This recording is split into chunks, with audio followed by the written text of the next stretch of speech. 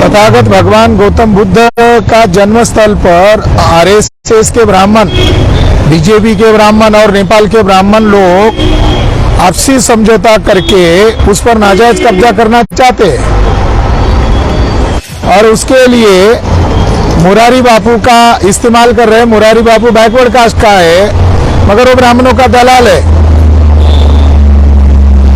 तो ब्राह्मण आगे नहीं आ रहे, दूसरों को आगे कर रहे हैं। ब्राह्मण जो है एक तो विदेशी है और विदेशी ब्राह्मणों ने अपने वर्चस्व को कायम करने के लिए वर्ण व्यवस्था बनाई, जाति व्यवस्था बनाई, छुआछूत का निर्माण किया, आदिवासियों को सेग्रीगेट किया, क्रिमिनल ट्राइब्स का निर्माण किया, महिलाओं की दास्ता का निर्माण किया। इतना सारा गंदा प्रोडक्ट विदेशी ब्राह्मणों ने किया। लगभग 12वीं या 14वीं शताब्दी तक भारत में बौद्ध धर्म था। बंगाल के पाल डायनेस्टी के लोग बहुत कड़ा संघर्ष ब्राह्मणों से कर रहे थे। गढ़वाल डायनेस्टी के जयचंद राजा भी बौद्ध विहार को बचा रहे थे और अंतिम तक लड़ रहे थे। और महाराष्ट्र का अगर इतिहास देखा जाए तो महाराष्ट्र में लगभग 14वीं शताब्दी तक महाराष्ट्र में बुद्ध धर्म का अस्तित्व था और कोंकण में इसके आर्कोलॉजिकल एविडेंस मिलते हैं।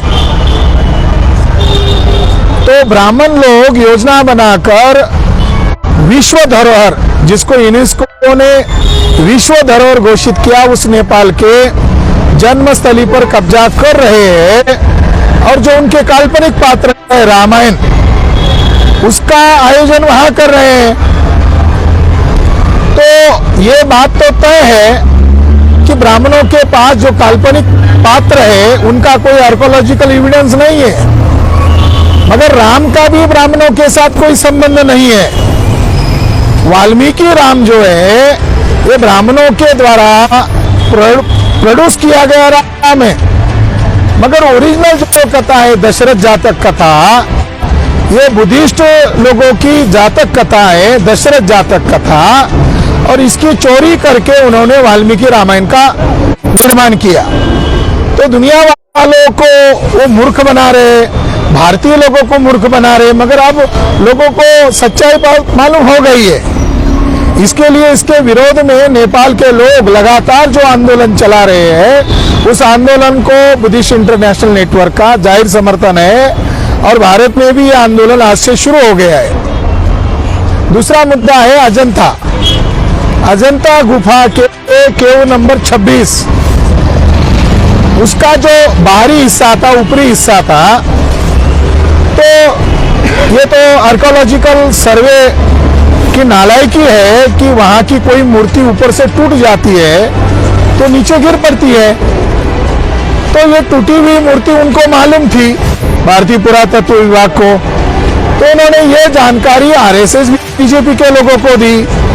तो पिछले 6 महीने से उस मूर्ति को कैप्चर करके वहां केव नंबर 26 के नीचे होम हवन करने का, पूजा विधि करने का, और पूजा विधि करने का मतलब है वहां मंदिर बनाने की प्रक्रिया करने का अभियान अजंता जो यूनेस्को द्वारा वर्ल्ड हेरिटेज है उसके द्वारा किया।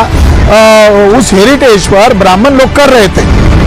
ये जानकारी वहां के एक सुरक्षा गार्ड को पता चली, तो अपना ड्यूटी का फर्ज अदा किया और उसने उसका वीडियो बनाकर वो जो सिक्योरिटी कंपनी का जोशी है उसको दिया, अंकित जोशी और विशाल आनंद, और जो भारतीय पुरातत्व विभाग का जो रीजनल कार्यालय औरंगाबाद में उसको दिया। तो उसको बख्शिश देना चाहिए था, तो उन्होंने उसको वहां से नौकरी से ही निकाल दिया। तो इससे साफ जाहिर होता है कि भारतीय सर्वेक्षण विभाग अर्थात एएसआई की नीयत ठीक नहीं है। वो यूनेस्को के नियमों को भी धड़ल्ले से उड़ा रहे हैं और भारतीय पुरातत्व सर्वेक्षण विभाग ब्राह्मणों अधीन होने के कारण उनके नजर में अजंता भी खल रही है। अजंता की 26 नंबर की गुफा का खासियत क्या है? वहां तथागत भगवान गौतम बुद्ध का महापरिनिर्वाण अवस्था की बहुत बड़ी विशाल मूर्ति है।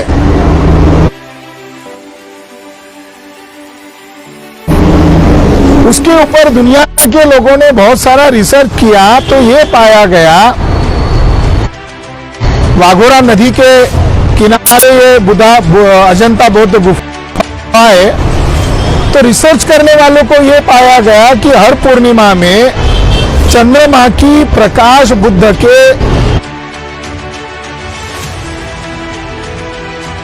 चेहरे पर आता है और बुद्धिस्ट लोगों की, प्राचीन बुद्धिस्ट लोगों की ऐसी कल्पना थी कि वो प्रकाश बुद्ध के चेहरे पर आने के बाद बुद्ध जो गहरी निद्रा में उससे जग जाते हैं और जन कल्याण के लिए निकल पड़ते हैं। हो सकता है एंशिएंट इंडिया में पूर्णिमा के समय वहां के लोग इकट्ठा होते होंगे। एलोरा की बुद्ध गुफा बहुत वैज्ञानिक तरीके से बनाई, जहां पर एक समय ऐसा आता है कि बुद्ध का चेहरे पर सूरज का प्रकाश आकर गिरता है। तो ये आश्चर्यजनक है। यहाँ की अजंता एलोरा गुफाएं वर्ल्ड हेरिटेज बेवजह नहीं है। वहाँ पेंटिंग्स है, वहाँ एंशिएंट इंडिया के लोगों का रहन सहन, उनका कल्चर, उनकी महान कलाकृति और चिन्ह और प्रतीकों के रूप में वहाँ प्रदर्शित बौद्ध तत्व ज्ञान भी है। उसको कैप्चर करना चाहते हैं, उसको विकृत करना चाहते हैं, उसके ऊपर कब्जा करना चाहते हैं। नालंदा विहार हो या महाबोधि महाविहार हो या भारत के तमाम जो अशोका के बुद्ध विहार है, धीरे धीरे ही ब्राह्मणों ने एक्वायर किए। थोड़ी सी जगह बनाते हैं, बाद में बुद्धिस्टों की पूजा पद्धति को उन्होंने स्वीकार किया। फिर लोगों को यह दिखाया कि बुद्ध की अंदर जाते हो वहां भी पूजा पद्धति वही है और यहाँ भी पूजा पद्धति यही है, तो वहां क्यों जाते हो, यहाँ आ जाओ। तो धीरे धीरे करके उन्होंने ऐसे ऐसे ही कब्जा किया है। यहाँ पूना डिस्ट्रिक्ट में हम बात कर रहे हैं। पूना डिस्ट्रिक्ट में जुन्नर बुद्ध गुफा है, ये एशियन बुद्ध गुफा है और इस बुद्ध गुफा पर कई सालों से मिलिंद एकबोटे, मनोहर भिड़े के द्वारा कब्जा किया जा रहा है। मनोहर भिड़े और मिलिंद एकबोटे सभी लोगों को मालूम है 2018 में इन दो बदमाश ब्राह्मणों ने प्लानिंग वे में फसाद किया था, षड्यंत्र करके फसाद किया था। ये आरोपी लोग हैं। और मिलिंद एकबोटे जो है ये जर्मन बेकरी बम ब्लास्ट जो हुआ उसका असली मास्टरमाइंड है। ये ब्राह्मण ही नहीं है, ये आतंकवादी ब्राह्मण है। जर्मन बेकरी बम ब्लास्ट के इन्वेस्टिगेशन